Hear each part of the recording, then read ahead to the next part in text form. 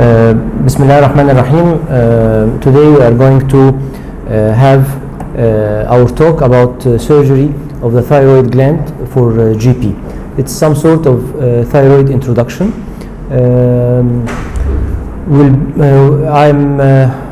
Dr. Tarek Koraitam, Assistant Professor in the Head and Neck and Endocrine Surgery Unit, Department of General Surgery, Faculty of Medicine, University of Alexandria.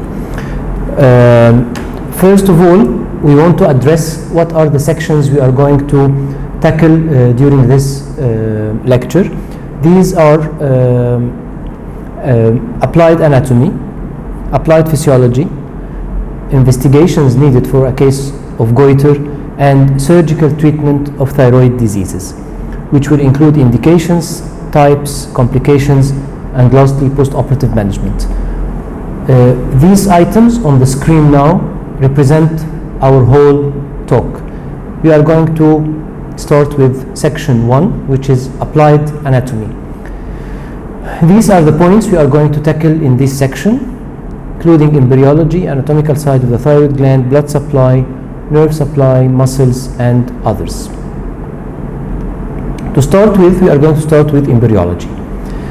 Of course, as we can see here, this is a diagram for the neck during the 4th week of gestation, showing the branchial apparatus on each side with its different arches. We are concerned in this lecture with the 3rd and 4th branchial arches as we see. The thyroid gland itself arises as a medium bud from the primitive gut in an area which will be in the adult life known as the foramen cecum, at the junction between the anterior 2/3 of the tongue and its posterior third. It descends downwards through what is known as thyroglossal duct until it reaches its final destination in the lower part of the front of the neck. Afterwards, this thyroglossal duct disappears. It obliterates and disappears. During the descent of thyroid gland, it can be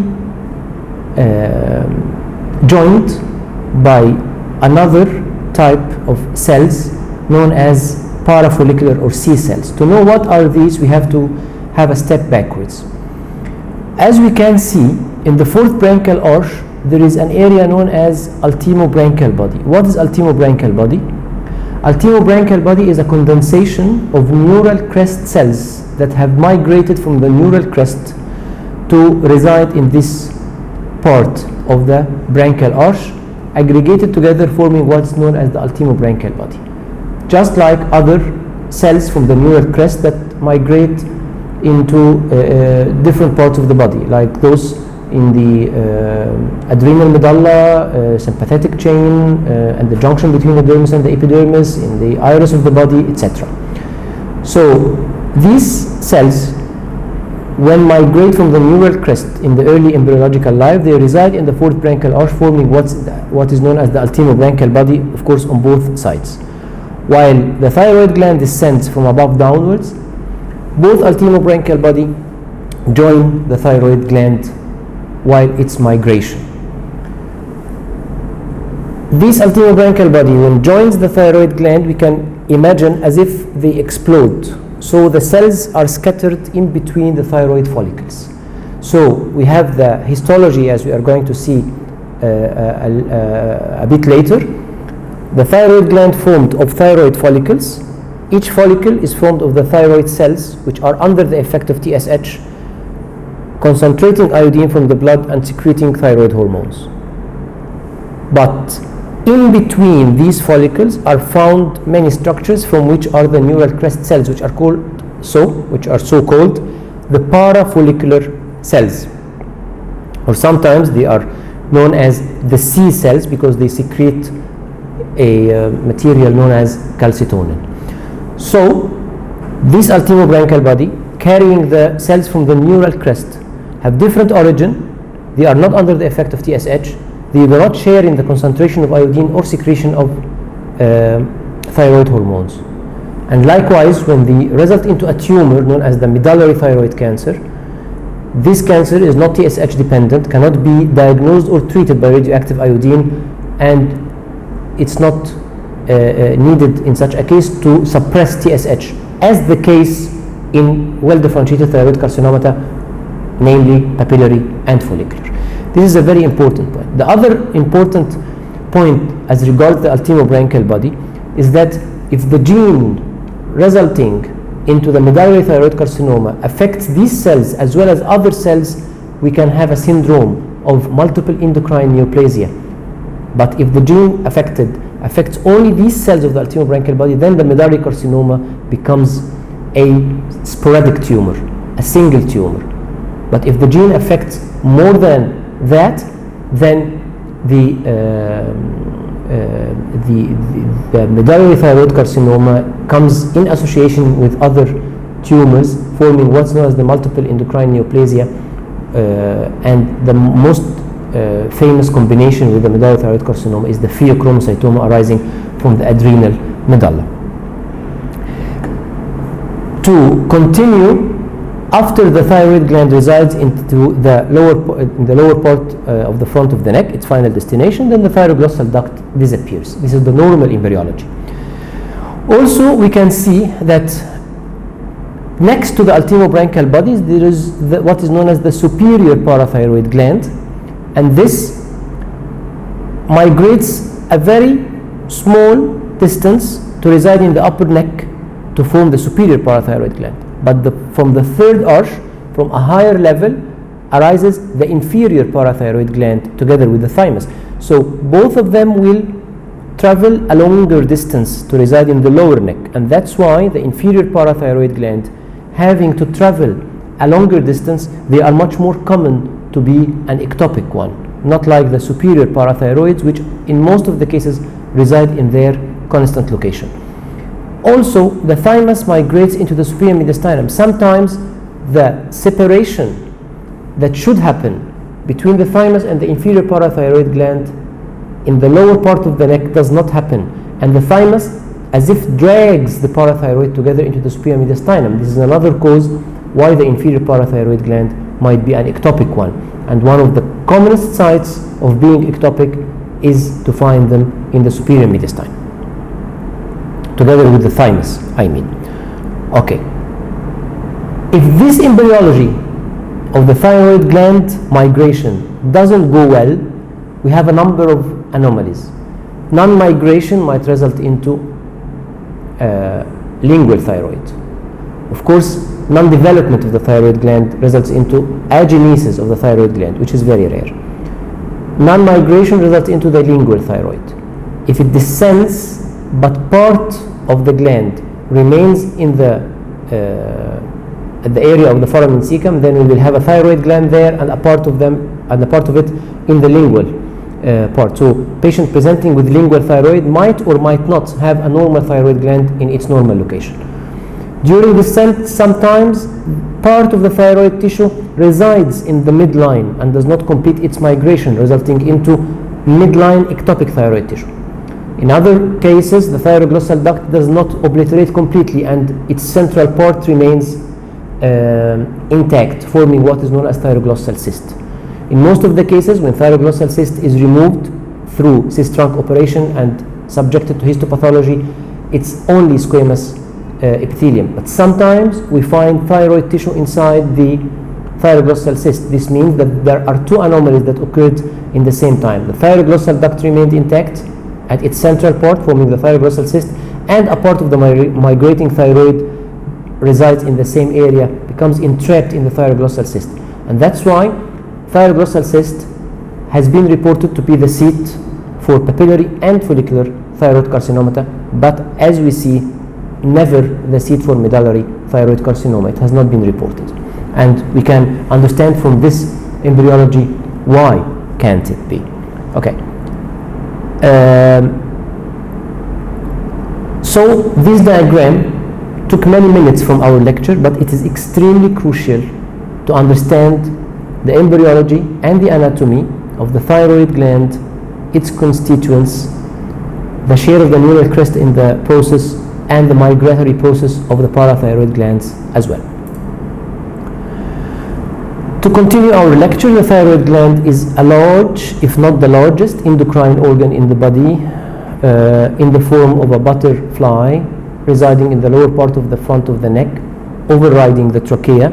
Its upper pole extends from the oblique line of the thyroid cartilage down to the sixth tracheal ring, with the isthmus in between both lobes overriding the tracheal rings number 2, 3, and 4. Laterally, they abut the carotid sheath.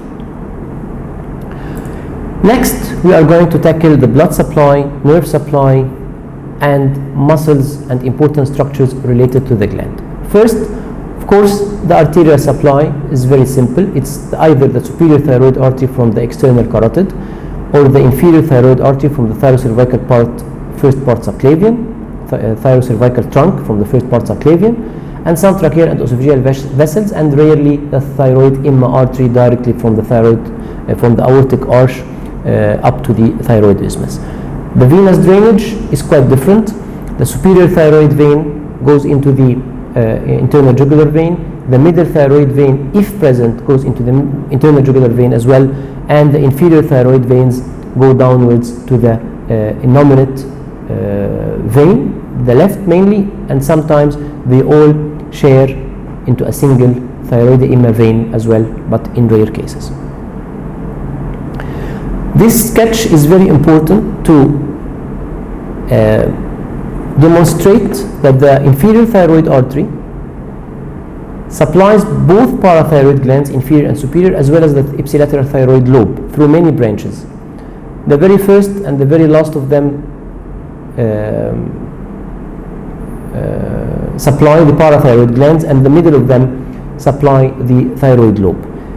If you can see this sketch, we see that in this plane, where the branches of the inferior thyroid artery supply the thyroid lobe, if this plane I can go through and devascularize it, so I will interrupt the blood supply to the thyroid lobe without interrupting the blood supply to the parathyroid glands, to reserve them, leave them in my field together with the thyroid lobe being devascularized, so that I can shave it from the trachea after preserving the blood supply, the tertiary branches, the final branches, the terminal branches going into the parathyroid glands. So I should never ligate the trunk of the inferior thyroid artery, because this will devascularize the thyroid lobe and the ipsilateral parathyroid glands.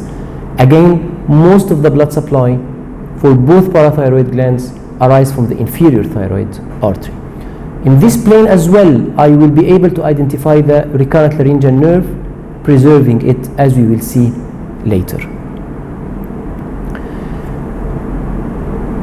The vagus residing behind the carotid sheath gives a branch known as the superior laryngeal nerve passing behind the carotid sheath, and then soon divides into internal laryngeal that goes into the inside of the larynx to supply its nerve, its sensory supply down to the level of the vocal folds, and another motor branch, which is the external laryngeal nerve, that accompanies the superior thyroid vessels and go to the cricothyroid muscle to supply it. As we can see, the cricothyroid muscle is the only intrinsic laryngeal muscle residing outside the larynx, and it's the only one that is supplied by the external laryngeal nerve, and it's the only tensor of the vocal fold.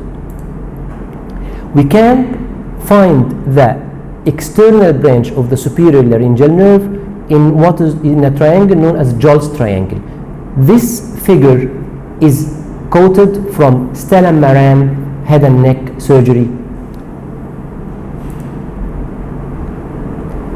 This picture, where we can see many structures related to the thyroid gland and how complex its anatomy is, we are concerned here by the recurrent laryngeal nerve, because as we said in the previous slide, that the external laryngeal nerve comes out of the vagus, the superior laryngeal, so if there is a superior laryngeal nerve, then we should have an inferior laryngeal nerve, but the inferior laryngeal nerve is better known by its nickname, not original name, which is the recurrent laryngeal nerve. So the vagus continues downwards inside the carotid sheath behind the vessels. On the right side and at the root of the neck, it gives back the inferior laryngeal nerve, which is known as the recurrent laryngeal nerve, winding around the subclavian artery. But on the left side, the same process occurs at a lower level in the superior mediastinum, where the nerve winds around the aortic arch. Both of them go with different angles into the tracheoesophageal groove, proceeding upwards, and that's why they are termed recurrent.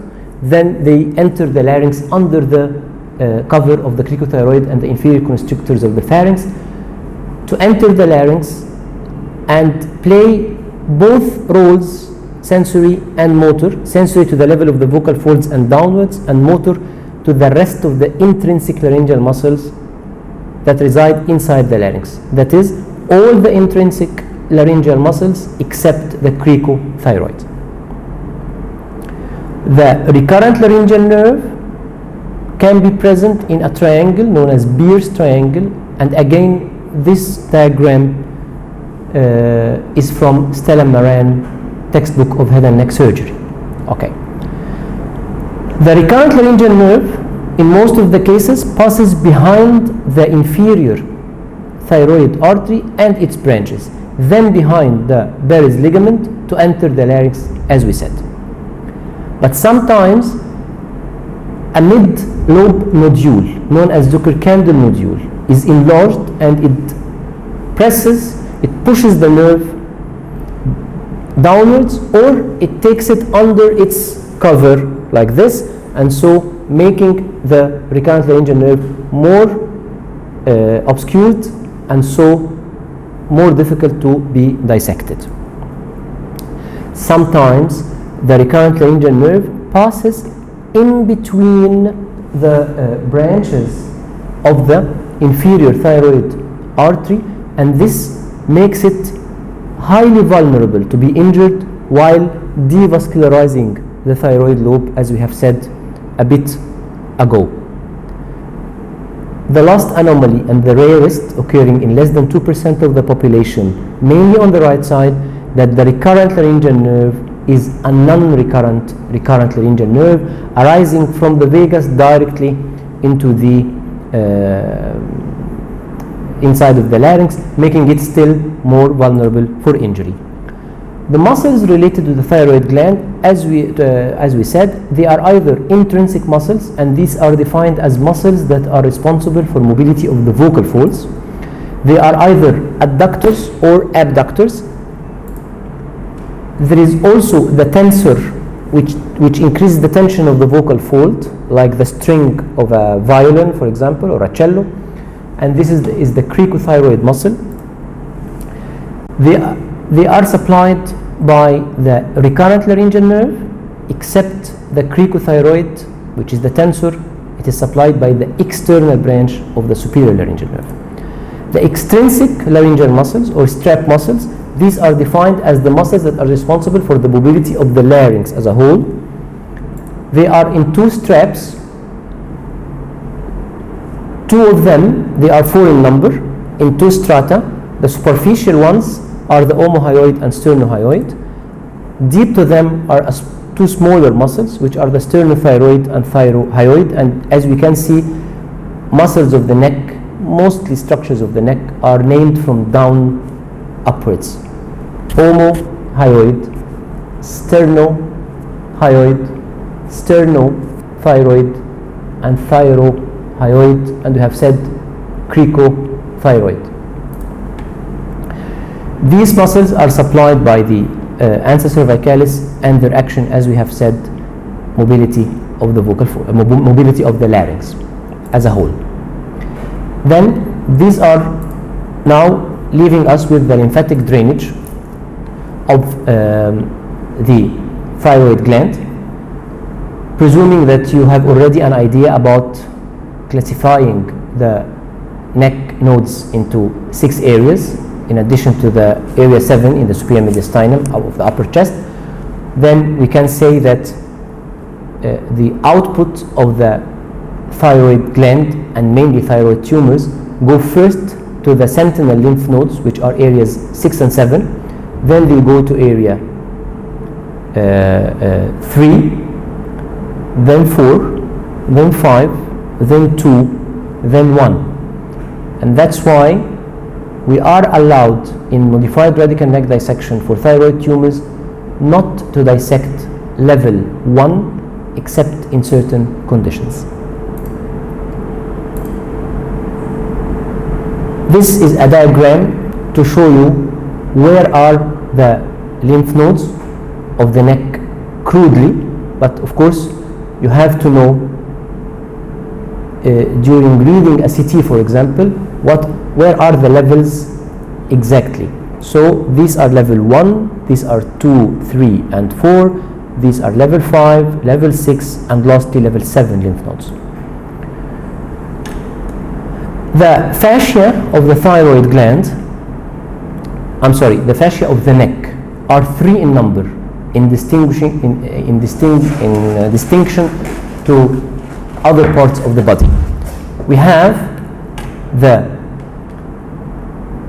investing layer of the deep fascia, which surrounds the whole neck, and we have anteriorly the pretracheal fascia, and then we have posteriorly the prevertebral fascia.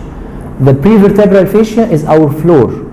In all neck surgery, we should not breach the prevertebral fascia. But to tackle the thyroid gland, from here, for example, from midline, we have to open the investing layer of deep fascia, then pretracheal fascia to reach the thyroid gland, parathyroid glands, recurrent laryngeal nerve, esophagus and trachea, and then start to operate.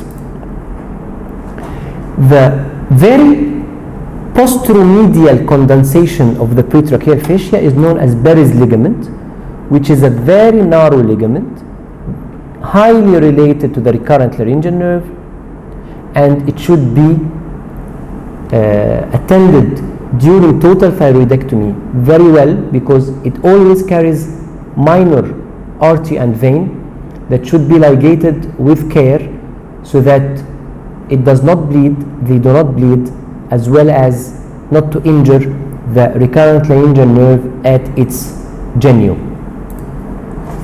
Lastly, the histology of the thyroid gland that we are concerned with as surgeons is that it consists of follicles. Each follicle is lined by thyroid cells, follicular cells, which have the capability of concentrating iodine from the blood, secreting thyroid hormones. They are under the effect of TSH, and in between the follicles there are the parafollicular C cells producing calcitonin, blood vessels, lymphocytes and septi from the thyroid capsule, dividing it into lobes and lobules. Now, these are the items that we have already tackled during section 1 of this lecture, which is the section of applied anatomy. Now we can proceed to section 2, which is applied physiology. We only need to know about the thyroid gland some basic information about its function. The thyroid gland is a part of a larger endocrine axis, a simple positive and negative feedback endocrine axis, where, as we can see, the hypothalamus produces the thyrotropin releasing hormone that acts on the pituitary, the anterior pituitary, to produce thyroid stimulating hormone known as TSH, which acts upon the thyroid gland as a goitrogenic substance. Meaning that the TSH acting on the thyroid gland, it is goitrogenic, meaning that it causes increase in the size, blood supply, and rate of metabolism and function. When thyroid gland is stimulated by the thyroid stimulating hormone, the TSH, it produces into the blood as an endocrine gland without a duct, two hormones which are known as T3 and T4, as you will see after a minute. The T3 and T4 hormones will reach the blood they do a negative feedback inhibition on the TSH and TRH produced by the pituitary and the hypothalamus, and so that the TSH and TRH on one side and T3 and T4 on the other side, they always keep one another in an endocrine balance, so that if the patient is euthyroid, you will have the TSH normal and the T3 and T4 hormones normal. The organic, the biochemical process of synthesizing the hormones of the thyroid gland is a complicated process. The steps of forming the thyroid hormones, starting from taking the raw material of iodine as a salt from the blood and splitting it from its salt to produce iodine molecule alone, then coupling it until we reach the T3 and T4 hormones, is a complicated process mediated by many enzymes, blocked by many drugs, and so on. The main issue that you as a student should understand, and as a GP later on, that the very last step where thyroid hormones are formed inside the follicle, they are combined with globulin, forming what is known as thyroglobulin, or as the pathologists call it, colloid. This resides into the inside of the follicle. When the body outside needs these hormones, they have to be splitted. You have to split the hormone from its protein. So this process is called proteolysis, where the protein remains inside the follicle and the thyroid hormone goes out into the blood to be combined again with plasma proteins. So this proteolysis process is inhibited by two important materials that we should know. First, the iodine. The iodine, which is the very raw material that is used in the very start of the procedure to form the thyroid hormones, if given in large amounts, it blocks the step of proteolysis, and that's why we sometimes use Lugol's iodine in high concentrations and high amounts to prepare a toxic patient before surgery. The other item that blocks the proteolysis process is the lithium. Lithium is a mood stabilizing agent used in many psychogenic drugs and in many psychotic diseases, and by default any major or minor tranquilizer or antidepressants, these drugs by default are given for long periods of time, many years.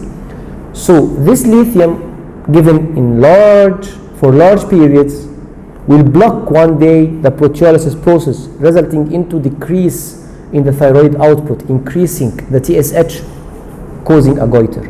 So we have to be aware of this circle, so that patients receiving lithium and developing goiter might be treated by simple procedures other than surgery. The FT3 and FT4 is very important because, as we will see, the free portion of the thyroid hormones is much more indicative of the patient status, whether being hypothyroid, euthyroid, or hyperthyroid. 10% of the output of the gland is in the form of T3 and 90% in the form of T4. The FT3 represents 0.3 of the total T3, but FT4 represents 0.03% of the total T4. FT3 is 4 times more potent than FT4.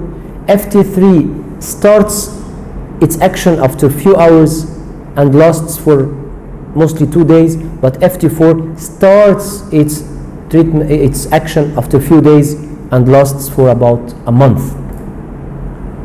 Section 3 is the investigations, meaning that when you are confronted with a case of goiter, what investigations you might need to reach a proper diagnosis. First of all, of course, as laboratory tests, you have to check the thyroid function tests. These are the TSH, the FT3, and the FT4. Why do we measure the free portions of hormone? And this is a quote from Bailey and Love, Short Practice of Surgery, short textbook of general surgery. As we can read together, assays of total hormone for both are now obsolete because of the confounding effect of circulating protein concentrations influenced by the level of circulating estrogen and the nutritional state. This means that measuring the total hormone, we measure the thyroid hormone and the protein that is bound to it. But so this might be affected by many factors, as you can see from the quote. But measuring the FT3 or the FT4 alone is much more accurate and much more indicative of the actual thyroid status of the patient. This is an example where when the patient is euthyroid, then his TSH is normal, his free T4 and free T3 are normal. If he is thyrotoxic, the TSH is very, very low and the free T3 and free T4 are high. If he is myxedematous, this is the opposite, he will have a high TSH and very low FT3 and FT4. In a case we are giving suppressive T4 therapy, and we will know what is the meaning of suppressive T4 therapy and what is the meaning of replacement T4 therapy during the management of thyroid tumors. So if I'm giving the patient a suppressive T4 therapy, then I will make him just similar to a thyrotoxic patient, where the TSH will be undetectable and the free T4 is high and the free T3 is high or maybe high normal. A rare disease called T3 toxicity, where there is low or undetectable TSH with a free T4 being normal and the free T3 is high. This is an isolated T3 toxicity and it's a rare disease. So again, we do TSH, FT3 and FT4 and we knew why. Then we have two antibodies to measure, antithyroglobulin antibodies and antiperoxidase antibodies. Many years ago, these antibodies were termed that they are high in Hashimoto thyroiditis only, in the lymphocytic chronic thyroiditis only. But now we should know that these antibodies do elevate in all thyroid diseases, but they are only shooting with very high numbers only in Hashimoto thyroiditis. And we have another quote again from Bailey and Love, Short Practice of Surgery, and this is a textbook of general surgery, not endocrine surgery. The quote says that levels above 25 units for thyroid peroxidase antibody and titers of greater than 1 to 100 for antithyroglobulin are considered significant. Significant of what? Significant of diagnosing Hashimoto thyroiditis. Although a proportion of patients with histological evidence of lymphocytic autoimmune thyroiditis, this is the Hashimoto thyroiditis, are seronegative, then it's a good positive, but it's not a good negative test. So we can have a Hashimoto thyroiditis with a seronegative state, just like there are many seronegative rheumatic diseases. Okay. The last thyroid function testing tool might be the TSH receptor antibody. This is a recent antibody that has been described, and we are able now to detect it in the blood, and it's known with an abbreviation called TRAB. This TRAB is significantly high, specifically in Graves' disease. The next part is that of imaging. A patient with a goiter might need to do a plain X-ray for the neck and chest, maybe barium swallow, ultrasound neck, CT neck, and MRI neck. Every clinical scenario dictates you what imaging tool to use. However, the most commonly used, sometimes in most of the times, the only needed is the one written in yellow, the ultrasound neck. The neck ultrasound is a very significant, very useful, and enough tool to diagnose thyroid diseases in most of the cases. Because the thyroid gland is an endocrine gland capable of concentrating iodine much more than any other organ in the body, then we can use what is known as thyroid scanning using a radioactive material, and these are the radioactive materials that can be used. Usually iodine 131 is used but for treatment. Iodine 123 is not of that great use, and technetium 99, where the gland treats it just like iodine, can be used for thyroid scanning. It's very low cost if compared to the other isotopes of iodine, and it can be done immediately. Means that the patient receives the technetium dose now and is photoed by a gamma camera immediately. To give us what? To give us what is known as a cold nodule, a part of the thyroid gland that is mostly corresponding to a nodule seen by the ultrasound, and it does not concentrate radioactive iodine, so it appears cold, like this part of the thyroid gland as we see. This is a normal concentration of iodine throughout the thyroid parenchyma, but this is a part that didn't concentrate the radioactive tracer, and usually this is a corresponding to a nodule in the ultrasound.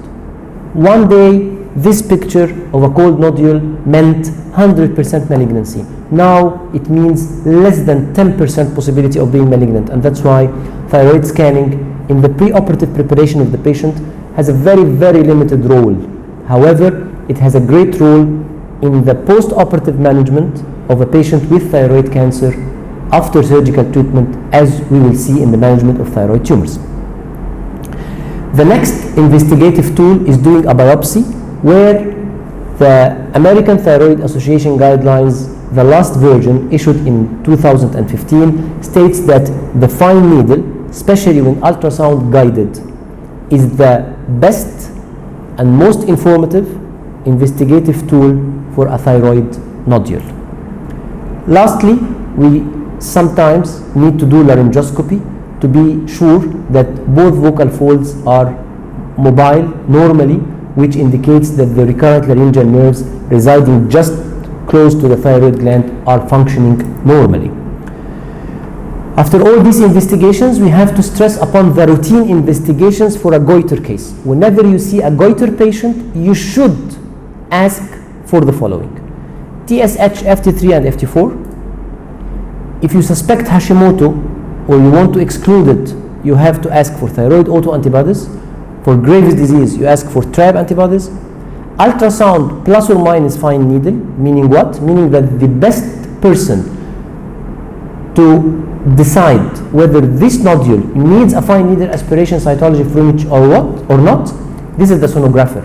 So the best practice in our school is to send the patient to do an ultrasound with an interventional expert sonographer, and he takes the decision whether to take a fine needle or not. Any other investigations than those, the patient should be tailored according to each case. Now we are only left with section number 4, and these are the surgical treatment for a case of goiter. First, surgical treatment for a case of goiter means thyroidectomy. You have to go and take this thyroid gland out. Why? When? What are the indications? Does every patient having a goiter or multiple nodules or disturbed function needs surgery? Of course not. So the indications are cosmesis,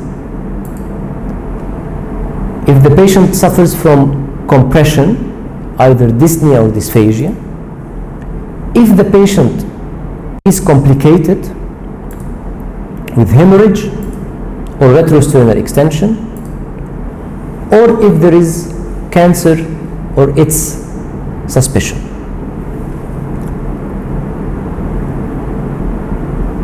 The toxic gland, Graves' disease, is primarily treated by drugs. But if drugs fail to control the patient, or if the gland is very large, causing compression, which is the indication number 2, then the patient again is needed to have surgery after preparation, of course. Okay, then what are the types of thyroidectomy as regards extent? We either do total thyroidectomy, which means removing both lobes, isthmus and pyramidal lobe. Near total thyroidectomy, which is more than an intraoperative decision than an office decision, where we leave only a small part of a single lobe.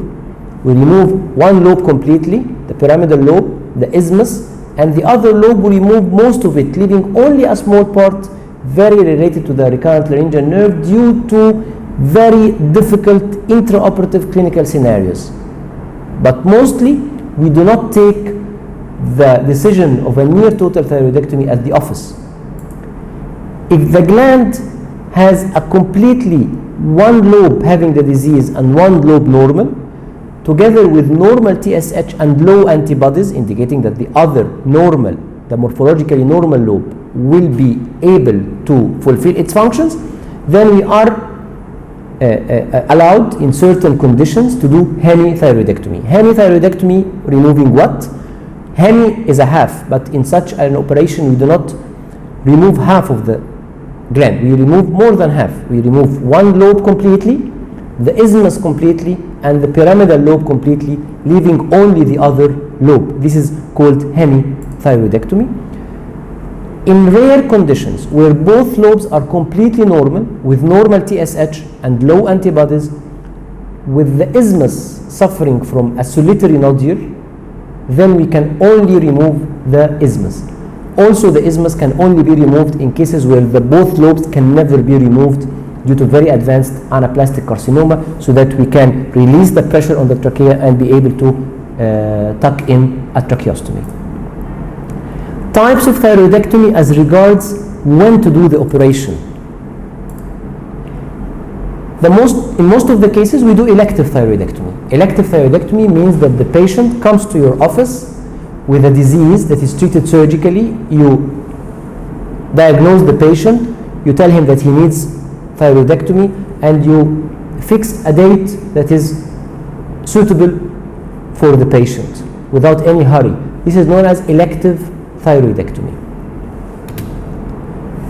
Sometimes the thyroid gland is removed while being completely normal, without any disease affecting it, and this is only done in cases of familial medullary thyroid carcinoma due to gene ret proto-oncogene detected positive mutation. So the patient should remove his thyroid gland, because as long as he has this mutation of the gene, he will develop medullary thyroid carcinoma. So we remove the thyroid gland before developing the disease. Sometimes in men too, we have to do this surgery before 5 or even 2 years of age for a child to a parent having medullary thyroid carcinoma, and the baby has a positive ret proto-oncogene positive mutation.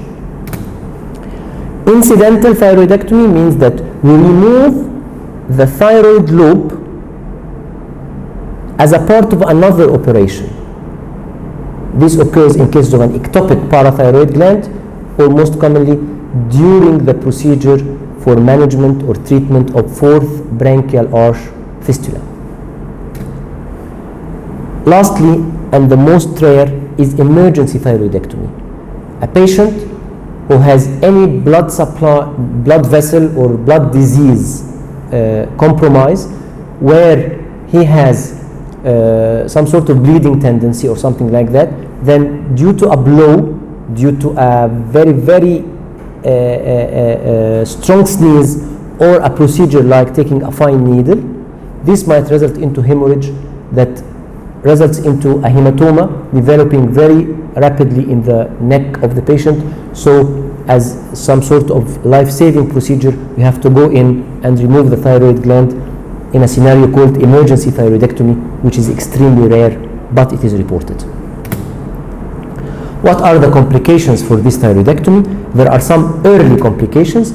This includes stridor. After doing the surgery, extubating the patient is not breathing normally. He has his oxygen saturation by the pulse oximeter getting down, and the patient is having the very significant sound of breathing, inspiratory mainly, and this is known as stridor. This is due to narrowing of the vocal folds due to recurrent laryngeal nerve damage during the operation. A partial damage for both nerves results into this stridor. Sometimes this is due to laryngeal edema, laryngeal spasm, and very rarely due to tracheomalacia, where the trachea, after removing the thyroid gland, the trachea collapses. These are the causes, these are the common causes, and of course its treatment should be the work of the combined team, the surgeon and the anesthesiologist. The next serious complication that can occur early after the operation is hemorrhage. And as we can see, this patient has been bleeding till the moment where the dressing becomes soaked. This is very dangerous, and that's why I have got you this picture, because this large dressing is a very, very big mistake. Most of the neck should be exposed and only a small piece of gauze put onto the incision, but the rest of the neck should be clear so that the observing nurse of the ward or a nearby doctor should be able to detect bleeding as early as possible, okay? Because this expanding hematoma in the first 6 hours up to 24 hours, which is called reactionary hemorrhage, this is very serious complication, and it might result into suffocation and death of the patient, and it needs that the patient to be taken again to the OR quickly and his incision opened with evacuation of this hematoma, dealing with the source of the bleeding. During the operation also we can injure the trachea or we can injure the esophagus, especially on the left side of the neck. These two injuries occur intraoperatively and might pass unnoticed until few days after the surgery, and this is the worst scenario. The best scenario is to take care not to injure them, and if you injure them you have to fix them immediately. Thyroid crisis in a thyrotoxic patient who is not well prepared. Vomit aspiration like any other patient that is not prepared for anesthesia well. Pain is a very common complaint for the patient just after he reaches his room after the discharge from the OR, and dysphagia, especially during the first 24 hours. Delayed complications include hematoma that can occur within many days of the surgery, up to 10 days, and this is most probably a subcutaneous hematoma. Sometimes there is only seroma. Sometimes there is an infection, either cellulitis of the skin at the wound site, or maybe an infected seroma or hematoma resulting into a deep infection causing an abscess. Hypocalcemia is due to damage to the parathyroid glands during its dissection, either due to inadvertent removal or ischemia due to harsh dissection around its blood supply, or ligation of the main trunk of the inferior thyroid artery, as we said. And this hypocalcemia, if it persists for less than 6 months, it is called temporary hypocalcemia. If it persists after 6 months, it means permanent. It is termed permanent hypocalcemia, and of course it is treated by escalating doses of calcium compounds, orally or through intravenous. Ugly scar, which might be an asymmetrical scar, an oblique scar, a non-tidy scar as regards its closure, or because the patient is a keloid former. Voice changes might occur due to many causes, but might persist for life and might be temporary for a few weeks after the surgery. Again, stridor might continue. The stridor is either severe, that the patient cannot be discharged from the OR, as we said in the early complications, until he is managed one way or another, or sometimes the stridor is slowly developing until the patient reaches a moment where he cannot live anymore like this, up to 1 year after the surgery, so he has to do some sort of recorrective surgery for the vocal folds, which is mostly posterior laser chordotomy. The post-operative management for the patient. In the very early post-operative days, how long should the patient stay in hospital? This differs from one place to another, but in our school we prefer that the patient is discharged after 24 hours from the surgery. During his hospital stay, the medications are only analgesics, because thyroidectomy is a clean operation. It's a type 1 surgery, so it does not need antibiotics. He only receives analgesics, and he starts drinking and eating even 4 hours after his discharge to his room. When to remove the drain? In most of the cases, it can be removed after 48 hours. Sometimes it can be removed after 24 hours, and sometimes it should remain up to 5 days, according to the amount of the fluid it's draining as well as its color. The take-home medications are just analgesics and anti-edematous medications. Sometimes, if the patient has any compromising factor for his immunity, he might take antibiotic in addition, but if he is fit without any other medical comorbidity, then antibiotics are not needed.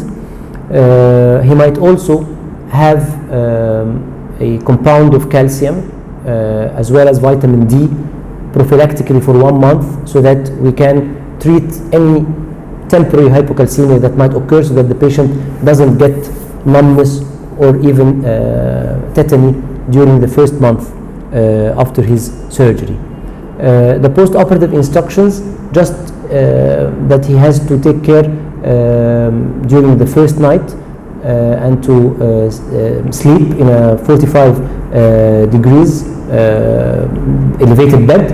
After that, there are no certain instructions. He can have his daily activities as normal as he wants once he is discharged from the hospital. Stitch removal, we can remove the stitch 5 to 7 days after surgery, and afterwards immediately we can start medications for the scar, so that the scar would be much better as days go on. Then the patient, either he is a non-neoplastic goiter or neoplastic goiter, because the follow-up differs a little bit. For non-neoplastic goiters, must we give replacement therapy? If the patient did hemithyroidectomy, then he doesn't have to have replacement therapy. If he did a total thyroidectomy, then of course he has to have replacement therapy by eltroxin. We start by a dose. When to start first? When to start replacement therapy? We usually start replacement therapy after we receive the histopathology report for the thyroid gland, to ensure that there's not any surprise having a tumor or something like that. Because if we have a well-differentiated tumor, then we have to give the patient radioactive iodine in many cases. This radioactive iodine, to be taken, he needs that the patient has a very high TSH. So I do not give him a replacement therapy and then I withdraw it again. I leave the patient with his body reserves of the thyroid hormones until the histopathology report is there. If it is a benign goiter and he will not be eligible to take radioactive iodine, we start replacing, which takes about 10 to 14 days after the surgery, which does the patient no harm. How much to replace? Usually the dose is about 1.7 micro per kilogram, so we usually start by 100 micrograms. If the patient is very fat, we can start with 150 micrograms. And then we have to check the hormones, TSH and FT4, for the first time after 2 months of starting this dose, and modulated accordingly. And what parameters to check? These are TSH and FT4, as we said. Follow up for the regimen for neoplastic goiters. We check for thyroid hormones, as we said, TSH and FT4, but in addition we have to check for the thyroid tumor markers. If the patient has his tumor well differentiated, papillary or follicular, then we test the thyroglobulin and antithyroglobulin antibodies. Then the follow-up for this patient is through TSH and FT4 to know that we are giving him a proper dose, and then thyroglobulin and antithyroglobulin antibodies to detect whether there is any recurrence or not. If the patient has his tumor, medullary thyroid carcinoma, then we do him a tumor marker of calcitonin and carcinoembryonic antigen. So the patient with a medullary thyroid cancer will have his follow-up formed of TSH and FT4 to adjust or not adjust the dose, and calcitonin and carcinoembryonic antigen as tumor markers for detection of recurrence of his medullary tumor. Sometimes we need a neck ultrasound to follow up whether there are any lymph nodes that have developed de novo or recurrent from an area which has already been dissected. And sometimes we need a radioactive iodine scan to ensure that the patient has no distant metastasis. This concludes our lecture. Thank you very much. This is my email, and I'm happy to answer your questions through this email at any time. Thank you very much.